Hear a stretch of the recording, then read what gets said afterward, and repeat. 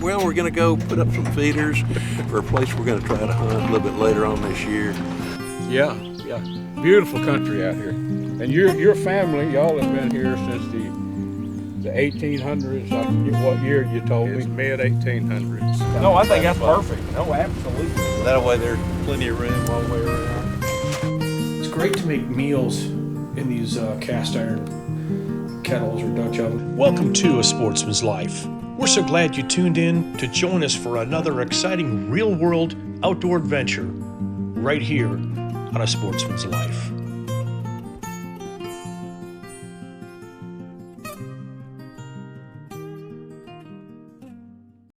How are you, Paul?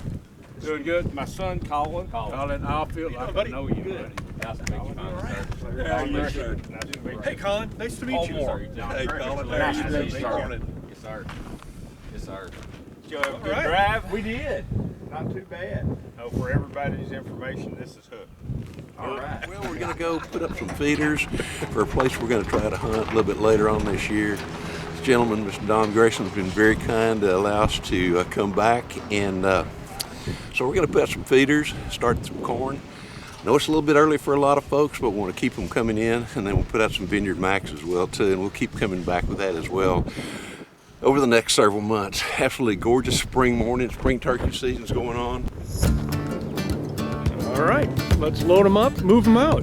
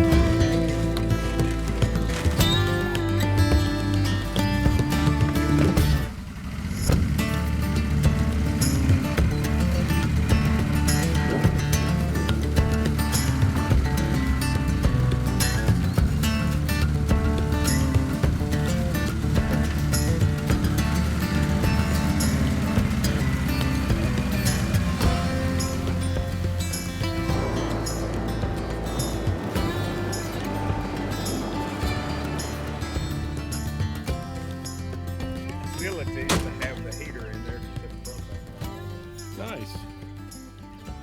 Looks like a comfortable place to sit, huh? Got two old feeders. There's one back over there and one right here, and then a new feeder up right there. But those two feeders need attention if you put anything in them. So, but it's a heck of a spot.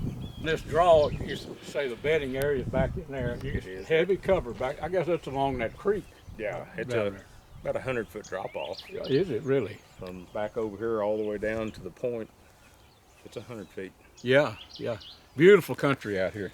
And your family, y'all have been here since the 1800s. I forget what year you told me. It's mid-1800s. That's when they come in. I actually seen my great-great-grandfather's signature in the Montague County Courthouse that dated 1870 when he signed into the county.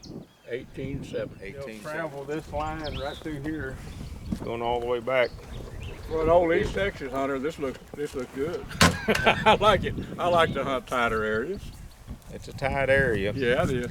But if you wanted to set one up on the outside, you can get them coming to that stand. If you wanted to set one up inside, you can get them coming to the inside. You could.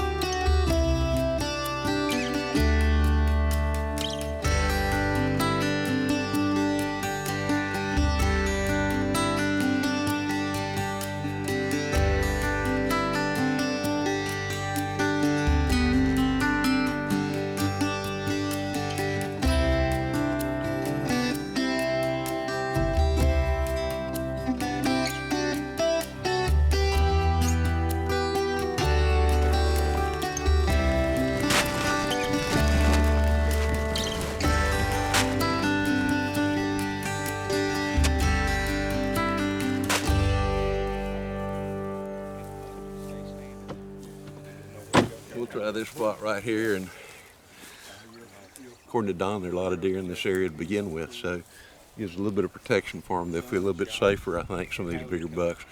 Sun's this way, sets that way. You can hunt day and all day long if you want to, but especially in the morning, especially in the afternoon, you never have to look in the sun directly. That ground blind would be perfect, Larry. I think so too, and to me, I prefer this instead of that look. Yeah.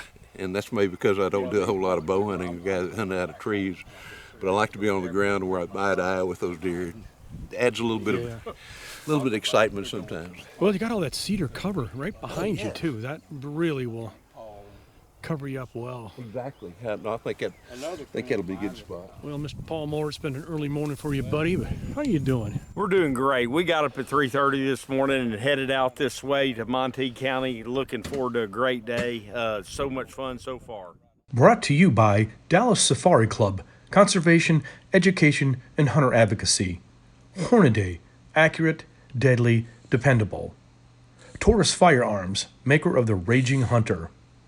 Stealth Vision, high-tech precision-driven equipment tailored for the modern hunter. So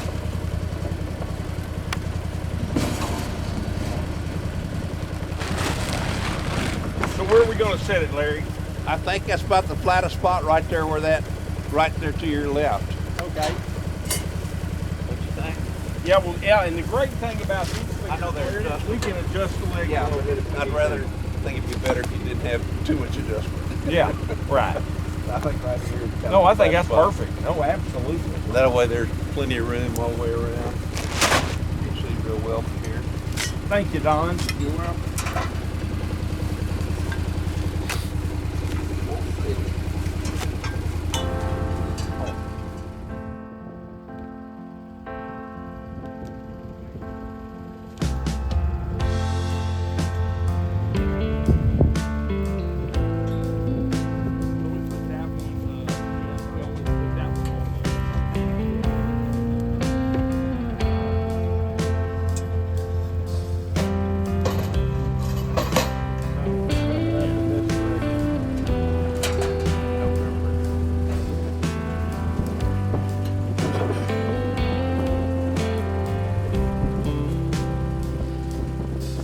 I would point to the other man to get more accurate. Yeah. There you get the best morning sun right there. Perfect. Colin? Awesome. That's my bucket. I gotta have it back. Yes, sir. Yes, sir. You guys okay with fixing a little bit of action with us? Yeah.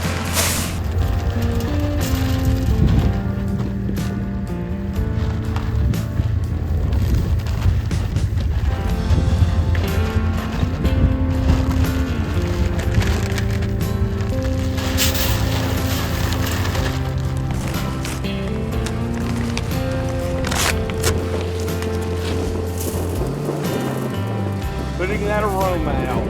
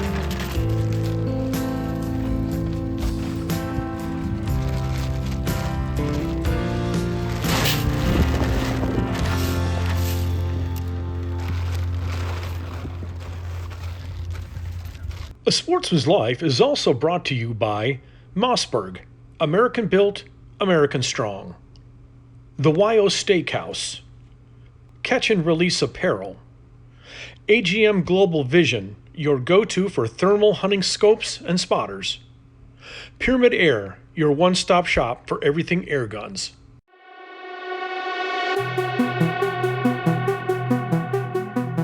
Hello sports fans, it's Bill, the old man at Striper Express, with your fishing tip this week on A Sportsman's Life. Hey, we've all had line twist. We've all been doing it right and wrong way, but I'm going to show you the newest, coolest way I've seen to spool a spinning reel. I've already got it attached to my reel.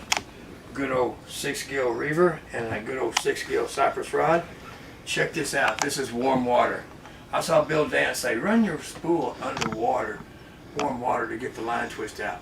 I've taken this to another level. Check it out. Warm water. Check this out. Always close the bail with your hand. Always. That causes line twist. Here we go. Watch this. Let me do this. Okay, I'm a little gimped out. Let's do this. Watch this. That line is warm. There is no line twist while you're spooling.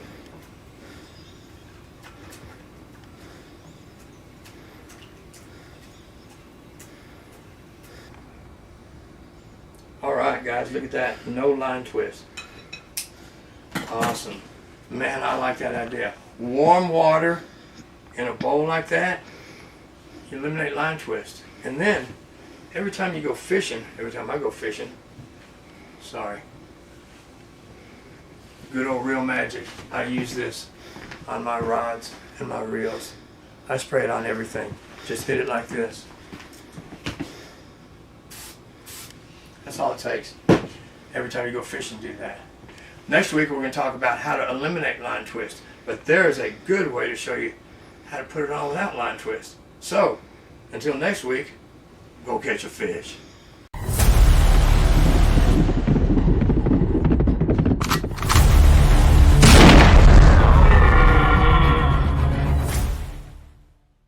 If you're looking for the best way to bring game to the table, check out Vineyard Max Deer Products at vineyardmax.net or find them on Instagram and Facebook.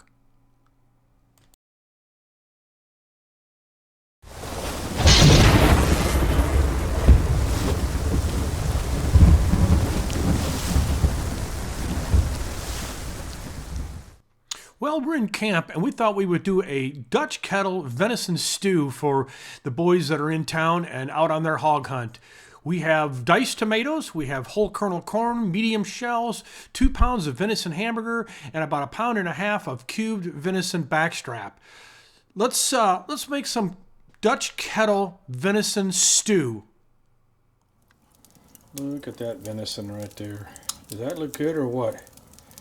All seasoned up, ready to go. We're going to throw that on the smoker here a little bit and get a little smoke on it. We don't want to cook it all the way through because we're going to put this in our stew and it's going to cook some more, but we want to kind of brown it. So let's get this browned, and then we'll brown up our hamburger, and then we'll load up the Dutch kettle, and we'll be cooking some dinner for tonight. Oh, this will be good. We're going to add our diced tomatoes and our whole kernel corn. And we're going to put that into the old Lodge, the Dutch oven, and we are cooking. It's great to make meals in these cast iron kettles or Dutch ovens, man. I tell you what, they come out fantastic. Well, we put a little smoke on these cubes of venison backstrap that are going to go into our recipe. I promise you that is tasty. All right, we're going to get our other fire going. We've got the venison burger browning behind us, and we are getting ready to cook an incredible dinner. Got the Dutch kettle here. We're going to make us a little stew. Luke Clayton taught me this one. This is a good one. So we've got diced tomatoes, corn. We've got a couple pounds of browned venison hamburger as well. And then, of course, we've got some medium shells. So we're going to put this in our Dutch kettle, and we're going to make a great dinner. So let's get started. These will go in last, of course. Let's get our meat in, and then we'll get our things all set to go here. All right, there's our meat. good to go. Now we just got to get our tomatoes in there. Oh yeah. And one more. And one more. And we've got strain that off a little bit. All the water out of that can of corn. There we go. So we've got everything in here that we need. I'm going to stir this up. I'm going to put this back on the fire here. We're just going to let her slowly cook. And then in a little bit we'll add our shells. And we'll have us a great camp dinner here tonight. Look at that. That look good or what?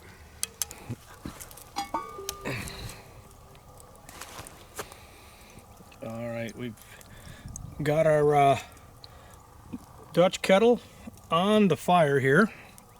The coals, we're gonna put that on. We're gonna let that simmer for about an hour, and then we'll add our shells, our noodles into our dish tonight. It's gonna be good. Oh my gosh. All right, we'll come back, check on this a bit. We've got all of our ingredients in except our noodles, but I do want to add a little bit of ketchup in here as well. Just kind of eyeball it, whatever. Add a little more tomatoey. Oh yeah, there we go. That's what we're looking for right there. So you want to have some moisture in there because you're going to put some noodles in there and they're going to soak a lot of that up. So well, let's let this sit on here and cook a bit, simmer, and then we'll add our noodles and it'll be good. Little Dutch kettle cooking. Always good. You can see the hamburger and the chunks of meat. That makes for some good eat right there. All right. Oh yeah, that's looking good. We will add our noodles here in a bit, our shells, and oh, that'll be mighty tasty. All right, let's take a peek at our dish here. Again, the boys are out hog hunting tonight, and I'm back at camp making up some little venison stew for these guys. The only thing we have to do is add our noodles. We're going to get these added, and then we're going to let this simmer for quite a while, and when the boys get back in camp, we will be eating very good. All right, let's add these.